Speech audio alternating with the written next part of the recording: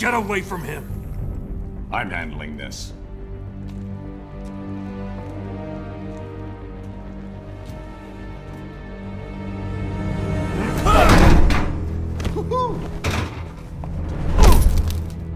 You drugged me! Made me... Lois, my son. First Krypton, now Metropolis. People you love tend to blow up, don't they? Superman, don't!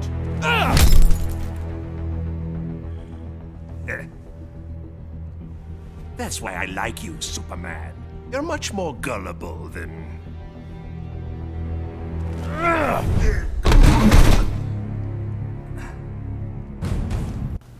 For fans of both comic books and fighting games, there hasn't always been a great lineup of games to look at over the years. This is especially true if those comic book fans and fighting game fans were also fans of DC Comics and its stable of characters. NetherRealm Studios aims to change that with Injustice: Gods Among Us. Focusing on the DC Universe concept of the multiverse, wherein there are an infinite number of universes with sometimes only slight differences separating them, Injustice takes us to an Elseworlds version of the DC Universe. Well, two actually. The story intertwines events in both worlds and mixes versions of each world's heroes and villains. While the story isn't the greatest thing ever written from both the comic book and video game standpoint, it works well enough to justify having the characters fighting it out. It also gives a video game and comic book explanation as to why one can have characters like the Joker actually stand toe-to-toe with Superman. And while it's slightly contrived, it works in a way that allows for everyone else to not just be knocked into next week from a wrong look by this last son of Krypton, as well as survive the guns and swords that some of the characters use. The multiverse angle also gives a semi-plausible explanation for mirror matches. What's nice in how the story mode works is that it follows a similar path to that of 2011's Mortal Kombat, with the story putting you in control of a few different characters as it progresses, and having no load times between cutscenes and fights. The story mode isn't extremely long, mind you, as experienced fighting game players can probably be through it in about 5 to 6 hours, but it's a well-paced 5 to 6 hours, with the difficulty never really feeling like it's really ramping up until over halfway through. Thankfully, story mode isn't the only mode available for solo players. There's an arcade-style battles matches. These are like normal ladder matches with the character-specific endings. However, there are a multitude of variations from the basic premise able to be unlocked while playing. Then there's the Star Labs challenges, Injustice's take on the Mortal Kombat Challenge Tower. There's over 200 of these missions, with more available depending on skin packs downloaded. NetherRealm also included a fully fleshed out training and practice mode to allow everyone to get the hang of the characters. Of course, multiplayer is also in the package. This ranges from offline 2-player fights to online King of the Hill matches. After the success of the King of the Hill mode in Mortal Kombat, NetherRealm brought it back for Injustice. While the avatars from Mortal Kombat are gone, they did add in a new set of things for spectators to do, such as vote on who wins the match, or set challenges for the fighters to do without their knowledge. There's even a survival variant where the winner keeps fighting opponents but has to work with their life bar at whatever the previous match finished with at the beginning of the new match. While playing single player or multiplayer, you'll also earn experience and levels. These don't really do too much except restrict you from the beginners only room online, and grant you access to different cards that can be used to unlock new costumes, music tracks to play, and concept art. It's not much, but some of the character skins are great. One of my favorites is the Regime Bane version. Now, let's get one thing abundantly clear. Injustice is not Mortal Kombat, at all. While there may be some similarities in juggles and dial combo entries, the basic fighting engine is far different from MK or any other fighting game for that matter.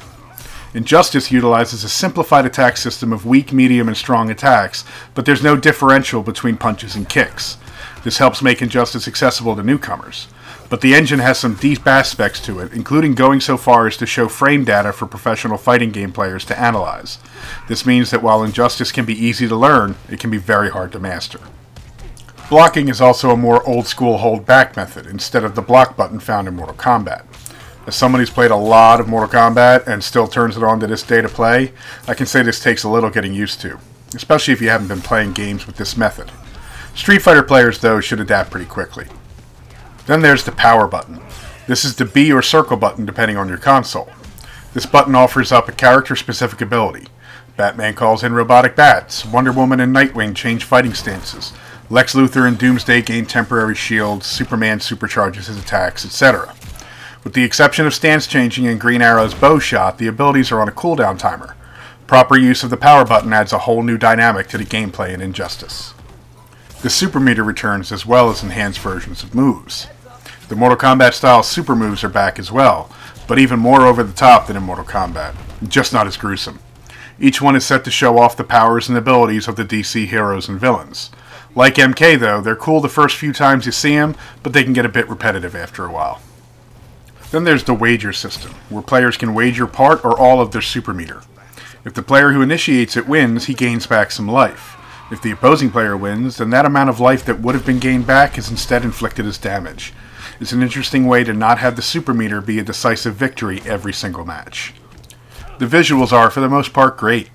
The different character models are exquisitely detailed, as are most of the interactive backgrounds. There can be some glitchiness here and there, though, as well as some odd animations, but overall the visuals don't disappoint. The same is true of the sound, which is near flawless in its execution. From the voice acting to the sounds of battle, your ears are in for a treat. It's just too bad we don't have Mark Hamill as the Joker. Overall, Injustice is a great fighting game, but I can't help but think that those not into the DC universe won't really be attracted to it. The big draw for DC fans, though, is a worthwhile fighting game that uses the characters they love. As a comic book geek myself, though, I enjoyed practically every second of it. If you're not a comic book fan, you can probably lower the score I give by about a point or so. But if you're like me, you'll be happy that there's finally something worthwhile in the fighting game genre using the DC characters. You okay? How? Someone call me? Your Sinestro Corps? Sinestro's right. Fear is more effective than willpower. So you ditched green and went yellow, the color of cowardice. I'm still about order, like the Guardians.